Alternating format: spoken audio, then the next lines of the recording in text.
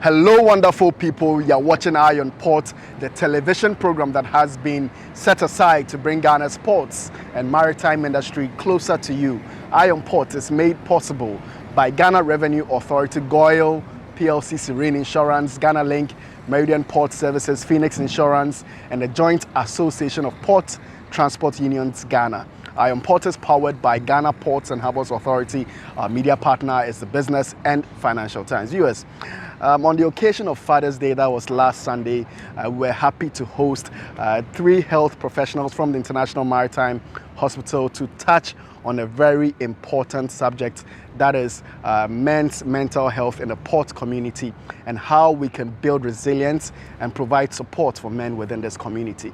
This is in line with the global celebration of Men's Mental Health Month during this month of June. This one was an interesting one. Take a listen. We are in the maritime industry, and our discussion is tilted towards there, so that we can, sensitize and educate our community and create that awareness for their mental health and well-being. I just want to find through what are some of the common stresses that people that work within the port community or the maritime industry go through. All right, thank you very much. So, common stresses. You see, there's one thing. In Ghana, we are in the 24-hour economy. Our port is working 24/7. So, doing this shift work and all that, exposes, especially those who are involved in the, in shifts, it exposes them to lack of sleep. Sometimes he sleeps in the morning, at other times he's sleeping at night. So that breach in the circadian rhythm also tends to disturb people's ability to stay alert, to concentrate, and then all that. Going beyond this, there are also the physical risk, the fear of physical risk. You enter the port now and you see containers all over, rising to about 3, 4, 5 levels. People are walking in between these. So you see the stresses of being in enclosed spaces and then all that, tends to pose some risk on the mind. Again, having to deal with toxic cargo, the fear of probably some diseases in the near future also tends to have a toll on the minds of people who are working within the ports. When you go onto the sea, for the seafarers, the extreme weather that they are encountering, being taken away from family for 4 months, for months on end, they are getting their social interaction only with the small crew that they are seeing over there. They are not participating in weddings at home, they are not attending children's programs in school and so on and so forth. So all these things tend to lead to some of the problems that my DCEO has talked about: depression, anxiety, and then all that. When it comes to the carting of cargo from one place to the other on land, the truck drivers and their helpers are involved in this. Truck drivers are spending hours on end on the road, sometimes days, involved in traffic. There was one time I did driving from Accra to Kumasi and then back to Accra.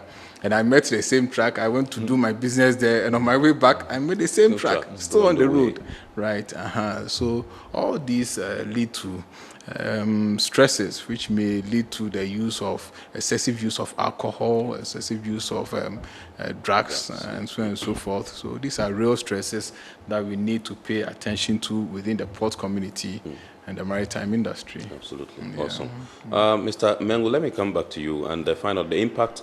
What impact can workplace stress have on safety and productivity at the ports? Thank you so much.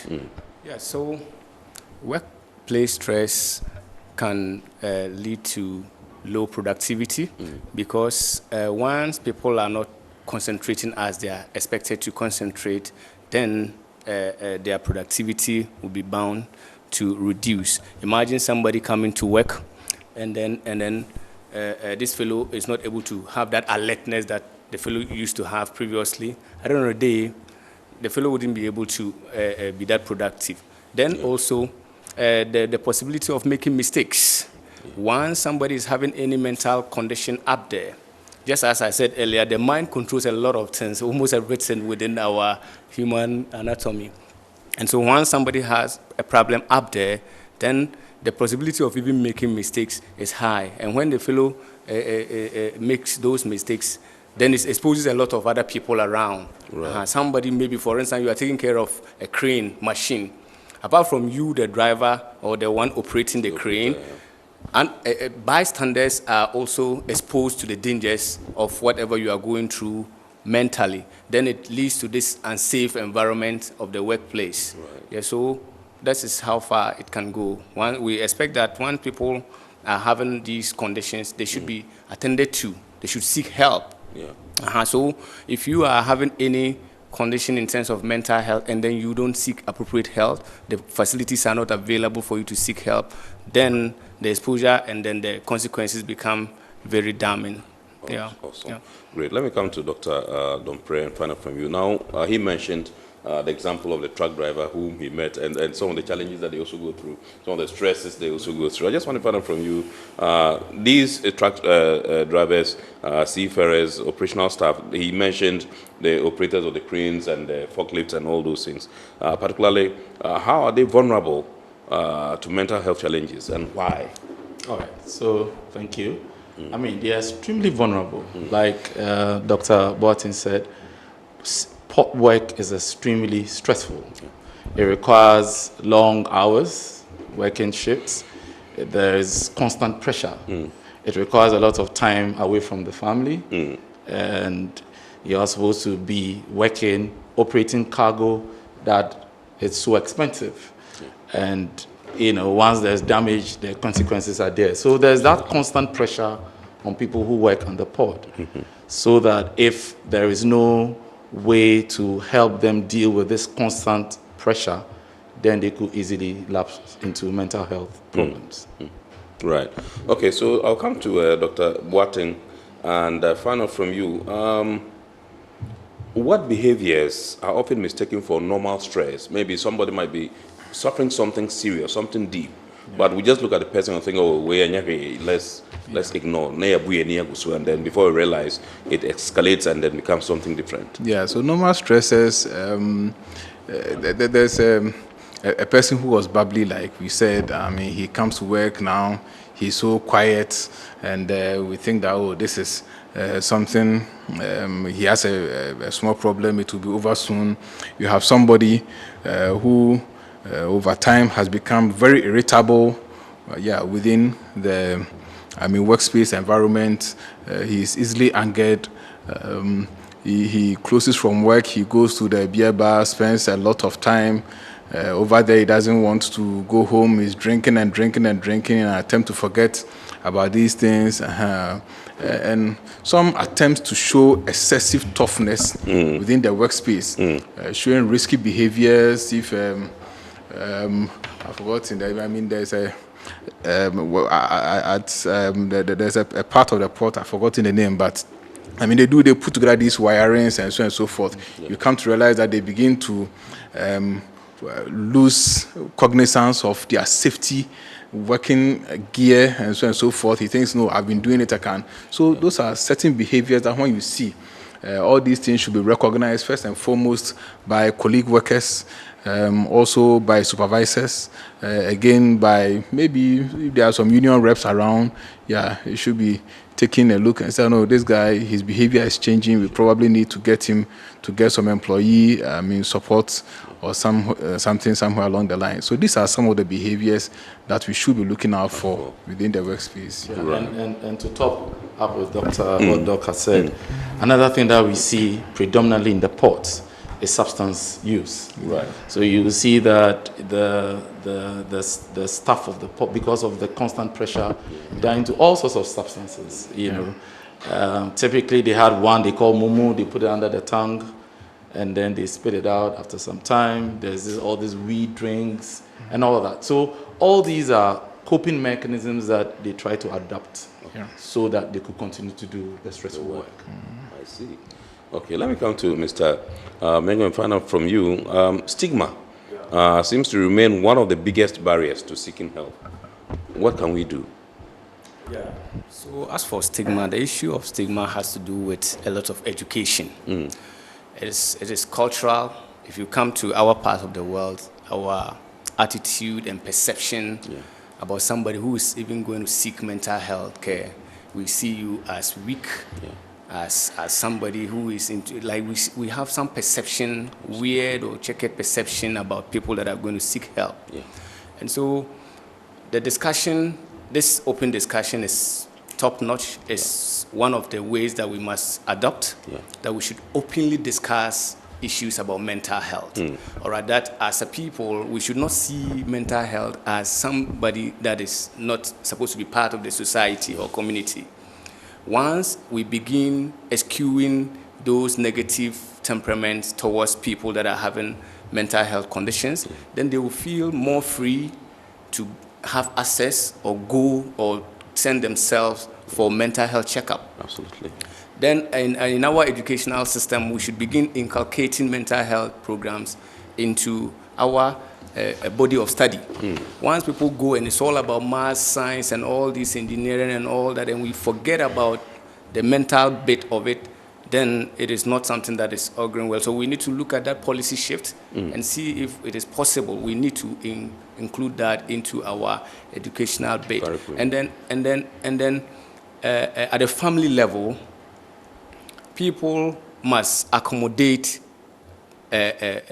men or any other person that is suffering any mental health condition and not see them as social misfits. All right? So it is normal that somebody can fall sick, somebody can have a mental condition due to whatever exposure the fellow may be having. Once the family embraces you and gives you that social support, then we can handle the issues of mental health as appreciably. Then also, internally as a person, you should not judge yourself that the fact that you are going to seek help mentally, then you are a weak person or you are somebody that is not doing what is expected of you. No. As men, let's see ourselves that it is possible that we can have mental problems because of the social expectations, all right? If you go to a typical Ghanaian home, they see a man as a doer. Absolutely. Even when the woman is supposed to tell the kids to get up and do something, sometimes they will tell the kids that, that kind of thing. So it's like the man is the one that is supposed to come and exert the ferocious energy on the kid to get up and do what is right. And so that kind of perception must begin to go. Let's see men, or let's see all of us as social, cohesive, and bonding people. We should also, sometimes, the issue of stigma can come as far as you not associating with people around. Some men see themselves that if you are going to your kids' PTA, it is for women, and that kind of thing. No. We should be that lively and get indulged in social programs. And when any issue of sickness or feeling of unwell about the psyche or mental health comes in, we should feel free to go and seek help. Let's talk to the people that matter. At our various hospitals, we should talk about it. At the OPD, we should raise that awareness. We should discuss it freely so that it becomes part of the culture, that we can discuss the issues very freely and that the facilities are there. If you take our hospitals, most of them like this, we look at the general practitioners. Any hospital that is being established, we are looking at somebody that is a general practitioner that can treat malaria, that can treat other conditions. How about the mind? We have to begin to prioritize it, so that we see it as normal and part of the health body to work with at every level, right from primary to secondary level to tertiary and all the higher levels that we can have it. And I believe that with that approach, we can fight the canker of stigma. Absolutely. Right. Awesome. So you just heard from our people from the International Maritime Hospital dropping tips and support for people suffering with mental health issues within the port community. Remember, what you just watched is only an excerpt of the full conversation, which you can still find if you go to YouTube and then type in Iron Port. It is now time to hear a few comments, questions that you shared with the guests during the course of the live show, which will be accompanied by some answers and some suggestions. After, we'll go on break and then return with more news. Stay tuned. Frank from Medina says, how can a man tell the difference between normal work stress and the mental health issue that requires professional help? The body is such that you have coping mechanisms. So as and when the stressor comes, you're able to manage it. Yeah. But if it so happens that you are unable to manage it, then it begins to manifest. And it will manifest in the form of irritability all the time, changes in your mood, changes in your diet, inability to sleep, social withdrawal, and all that. So once you see that these things are beginning to happen to you, then you ought to talk to somebody. You ought to seek professional help. Absolutely. Right. Yeah. So what I will also add to that is that, you see, we shouldn't even wait till certain things are getting to some level before we begin going to see a mental health expert. Right. It should be part of our system in terms of timing. Maybe every quarter, you should make it a point to at least visit a psychologist, such that you will have discussions with him or her, and the fellow will take you through a lot of things that can salvage you from even getting into the mental health condition in the first place. Yeah. Carlos from Sekendi says, are there any statistics showing how mental health challenges affect workplace accidents or safety incidents? Yes, exactly so. Yes. Even if you are not going to mention numbers to you, you must understand that a person who is mentally having a problem will have some periods of inattentiveness. That's right. Yeah, inattentiveness. If you have your crane operator inattentive and you're supposed to leave the thing exactly on another, container, and he misses it, that's a lot of damage to goods. Sure. Probably accidents and so on and so forth.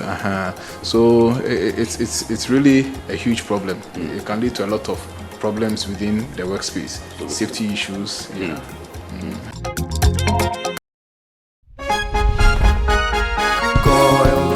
Good energy brings you quality choices with Goil Super XP. Available in many Goil stations nationwide. It is fortified with special additives that help your engine perform better and use less fuel.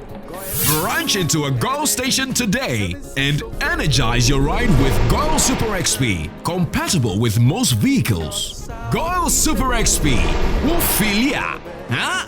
Will be feel. Goil, good energy. Yeah. Electricity, then pay your taxes. Our taxes, our future. Because you see, without our taxes, we wouldn't have good roads, good schools, better hospitals, streetlights, and other very important social amenities. When we pay our taxes, we give our children free and quality education. Talga, my money too small. Why should I pay my tax? Look, small. Salifo, it doesn't matter how small or big your business or income is, you still have to pay your taxes. The little taxes from each and every one of us, when put together, could give your community clean water or that deprived school with tables and chairs. Please pay your taxes. It is your responsibility. It is your civic duty. It is the law. Every day we step out hit purpose to work, to build, to provide, to dream. But sometimes life takes an unexpected turn. An accident, a fire outbreak, a medical emergency. Moments we never planned for. And when they happen, the right support changes everything. Hi, I'm Serena, and at Serena Insurance, we stand with you through every challenge and every victory. Protecting your family, your business, your job, your future, and you. Our services include motor, fire, marine, engineering, aviation, and bonds and guarantees are tailored to suit your needs. Because insurance is not just about policies, it's about peace of mind, confidence, and knowing that no matter what happens, you are covered. Visit our website to view our insurance policies right now. Serene Insurance, the new face of insurance.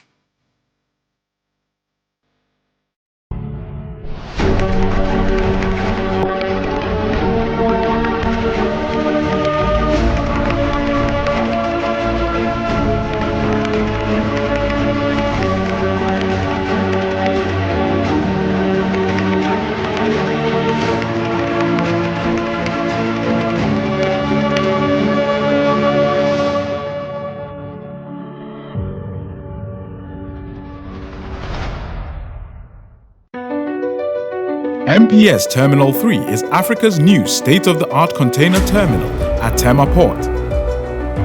For manufacturers, agro-processors and traders, the new port means business can be done faster. This infrastructure boost will improve Ghana's port handling capacity, connect more trading routes, and oil the engine of growth for the economy, creating greater opportunities across all sectors as Africa's markets merge and become the largest trading bloc globally. MPS, we connect, you thrive. At Phoenix Insurance, we make the unpredictable predictable and the uncertain certain with our range of products, including motor insurance, fire insurance, engineering insurance, marine insurance, accident insurances, and all types of bonds. We have you covered. We also support you with risk management advice to enable you stay focused on your business. Take a policy with Phoenix Insurance today. We help you rise from adversity stronger and more secure. Contact us on 0302-246319 or 0302-246644 or any of our branches, agencies, and brokers spread across the nation. You can as well connect with us on our WhatsApp chatbot. Efiba is waiting to assist you. Make the future predictable with Phoenix Insurance. Phoenix Insurance, a delightful service experience delivered with wisdom. Across the corridor and every major yard, JPHA is the choice of over 11,000 professional drivers. Visit our kiosk to register. Join a community built on safety, savings, and success. Get your official high-vis gear and your personalized JPHA ID, your key to a smarter journey. With over 11,000 members, you are never driving alone. This is the JPHA standard of excellence. Tap your card for instant fuel discounts at Shell. Save more on every fill and keep your profits high. Maximize your earnings with our real-time load board. Find your next haul instantly. Viewers, the Port of Keta project is still underway, and we have a few developments concerning this particular project as well as some other stories from the maritime industry this week.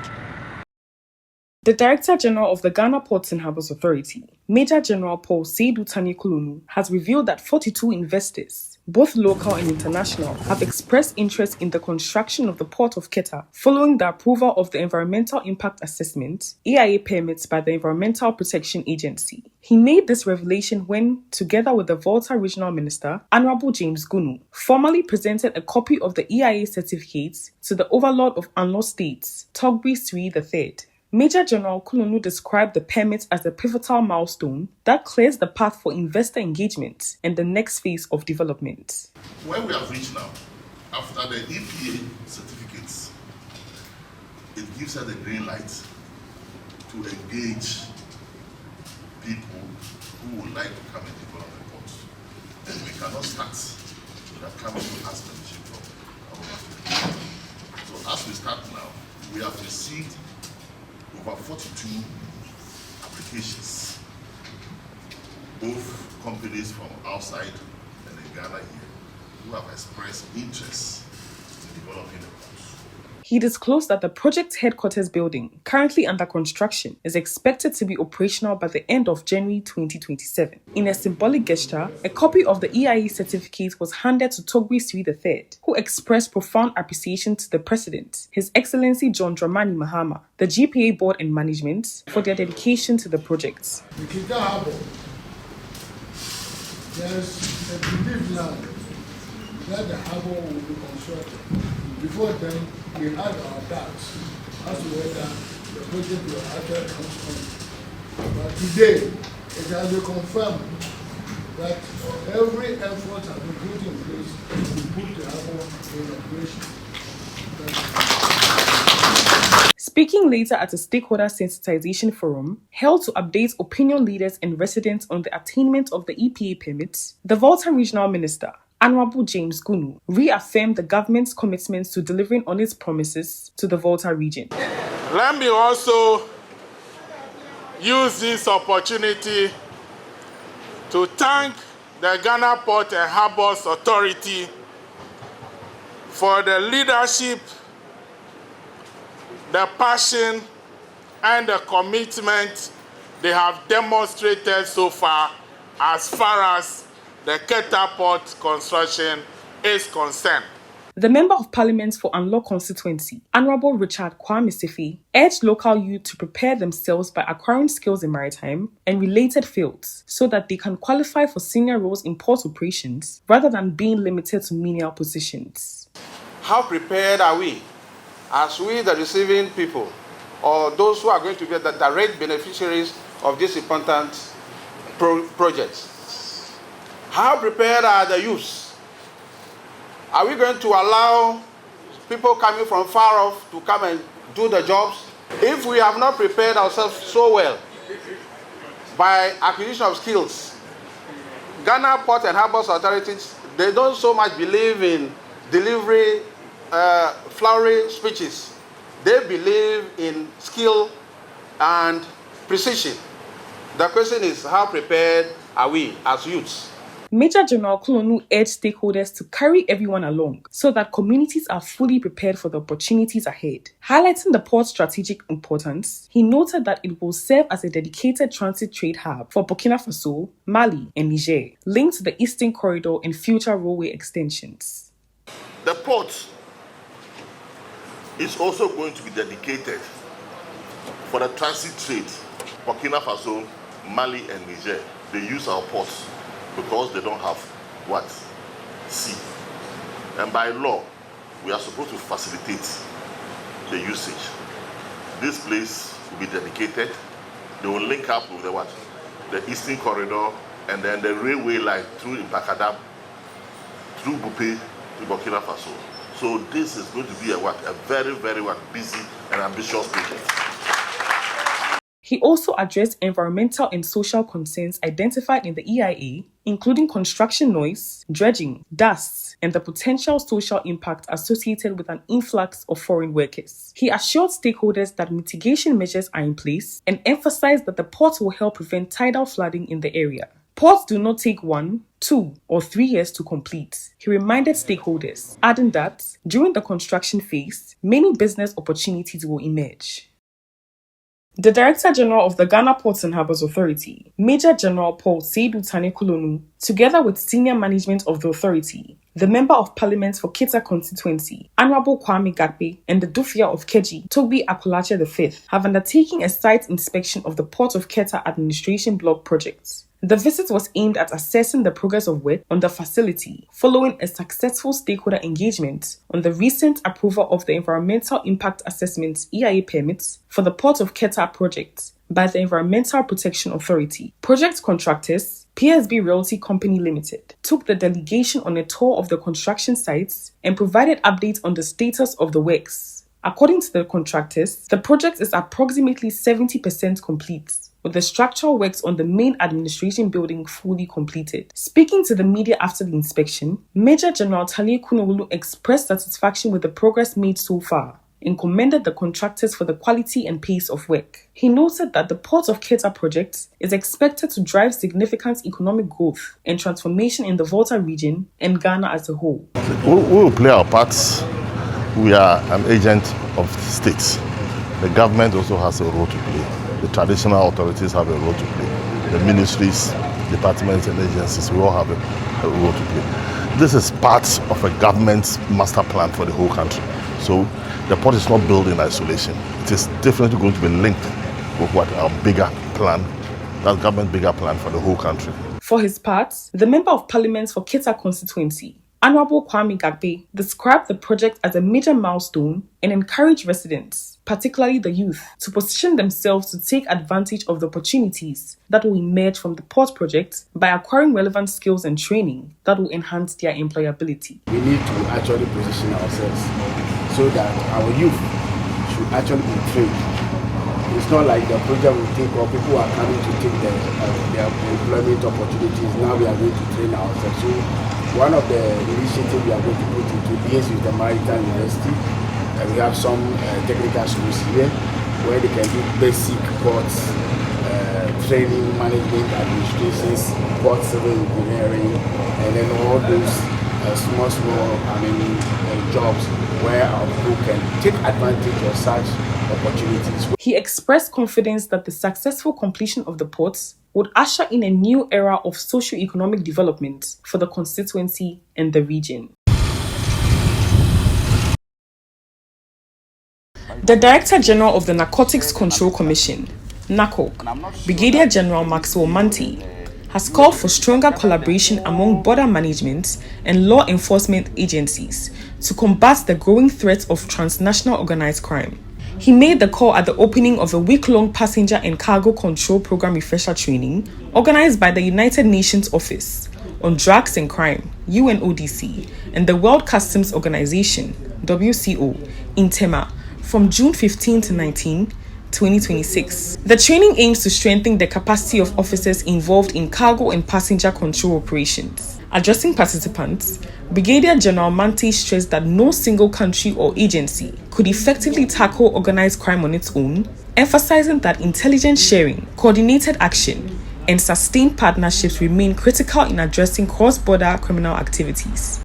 The bad guys, when I say the bad guys, those who are involved in transnational organized crime, continue to evolve their strategies in how they conduct the operations.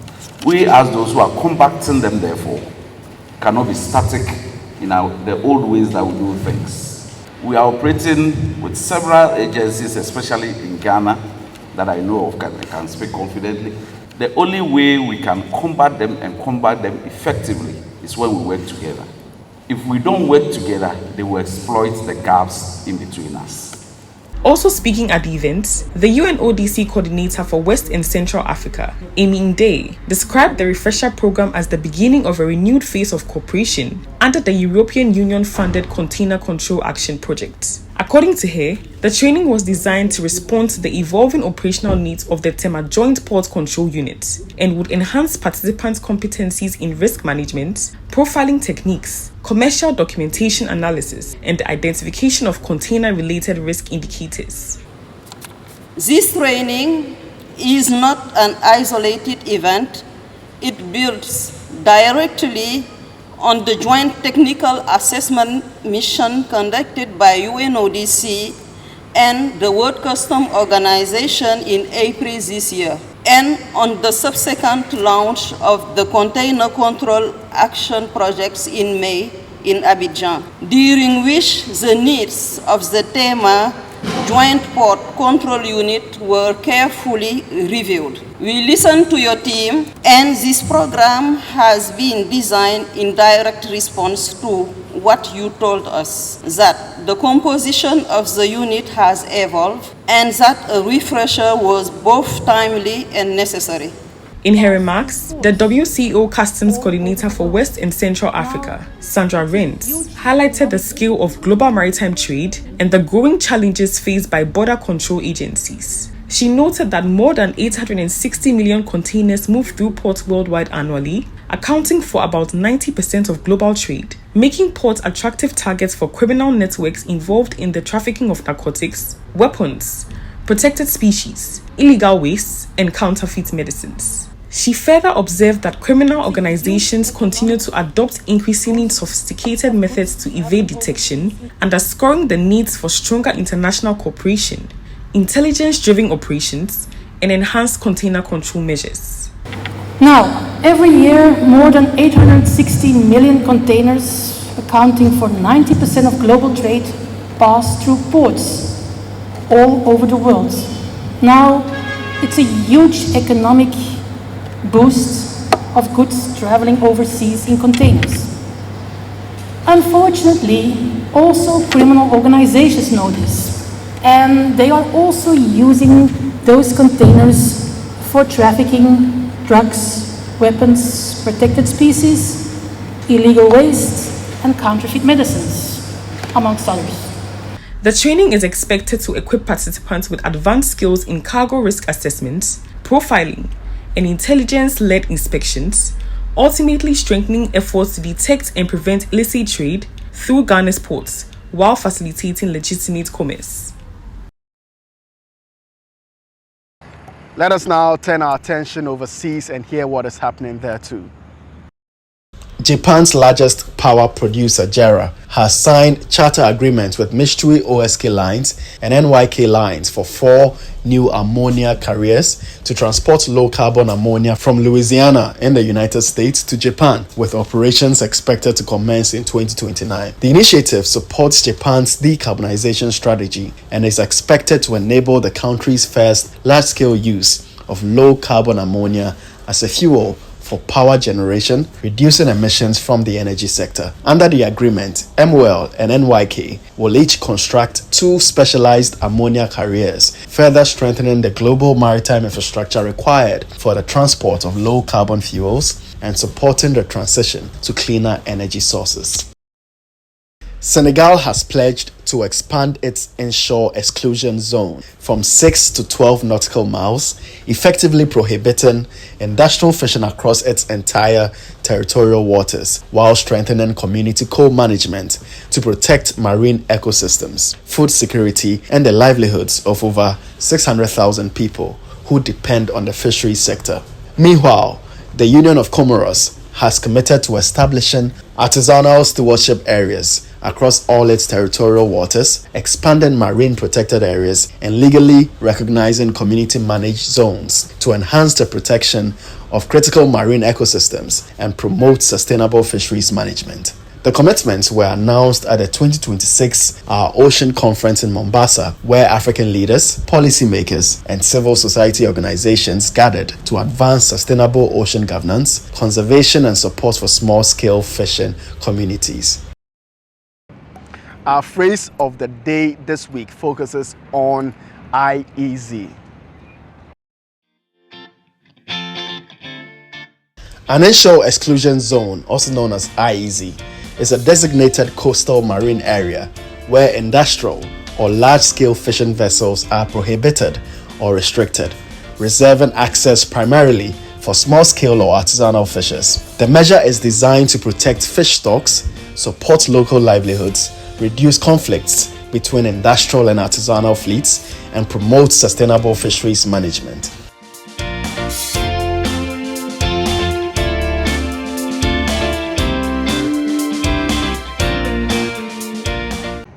It is now time to hear our health and safety tip of the week. Suspended loads. Never enter the drop zone or stand beneath a suspended load during lifting operations. In port operations, suspended loads pose a critical hazard due to the potential of load swing, load shift, rigging failure, crane malfunction, or adverse weather conditions. Personnel must remain outside the designated exclusion zone and adhere to all lifting plans, safety barriers, and instructions from the banksman or signalman and crane operator.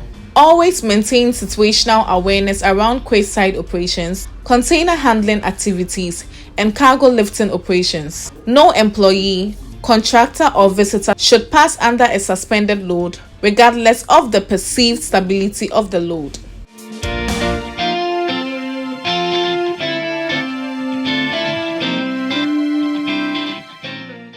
Let us now have a look at the schedule of vessels that have berthed in the ports of Tema, Takoradi, at the anchorages of both ports, as well as those expected in the coming weeks, plus the Bank of Ghana exchange rates, which you may need to know to clear your cargo with.